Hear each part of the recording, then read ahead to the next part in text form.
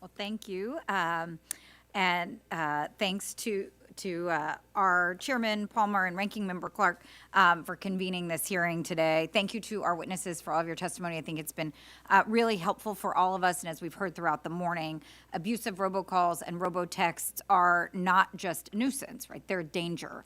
And we need to do something about that. I appreciate the work that you are doing and also the issues that you've brought to our attention this morning and the conversation around what we can do about it. And, you know, I am concerned, as several of my colleagues have mentioned, that we're hearing consistently from you, we need more enforcement, we need more coordination, we need adequate resourcing, and we need adequate staffing to be able to do some of the things we're doing in a complex and challenging environment where the technology is moving faster than Congress, faster than our agencies.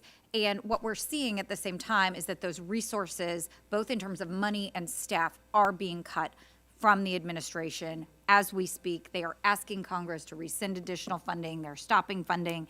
And so, you know, as several of my colleagues have noted, agencies like the FCC, the FTC, and the DOJ have actually utilized the law that we passed together, the work that we've done collaboratively to understand the problems and really conduct meaningful enforcement that has stopped scammers.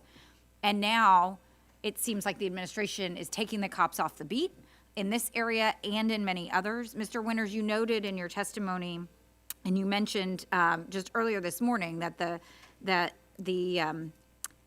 Trump administration has taken steps to dissolve the DOJ's Consumer Protection Bureau. And I believe you just said the Consumer Protection Branch of the DOJ. You just told us this morning that they had successfully prosecuted a case and stopped scammers who had I guess it was against the data brokers who'd sold the data of 30 million Americans. And that data winds up in the hands of criminals who use it in these scams and others. So I think it's really important that we understand that these agencies need to be fully funded, and that shuttering something like the DOJ's Consumer Protection Branch, this expert-led enforcement agency, really puts our communities at more risk. It's not something we should be doing. You also mentioned in your testimony that the CFPB, the Consumer Financial Protection Bureau, and the work that it has done in this area. And the administration is also shuttering or attempting to shutter that agency that Congress created, and that has been really critical to protecting consumers. And that's what we're talking about in this hearing, protecting consumers, protecting American citizens from these scams.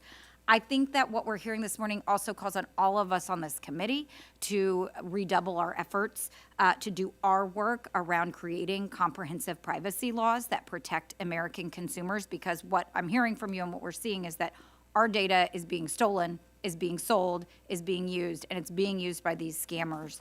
So can you take, with the time that we have, can you talk a little bit more about cutting the DOJ's Consumer Protection Branch as well as the CFPB and what that would mean, Mr. Winters, in terms of protecting American consumers in this larger context, if you want to talk too about just the effort to take away the staff and the funding for these agencies that are protecting consumers from robocalls and robotexts that we're all clearly worried about and clearly concerned we want to address. How is this going to help or hurt us in that effort?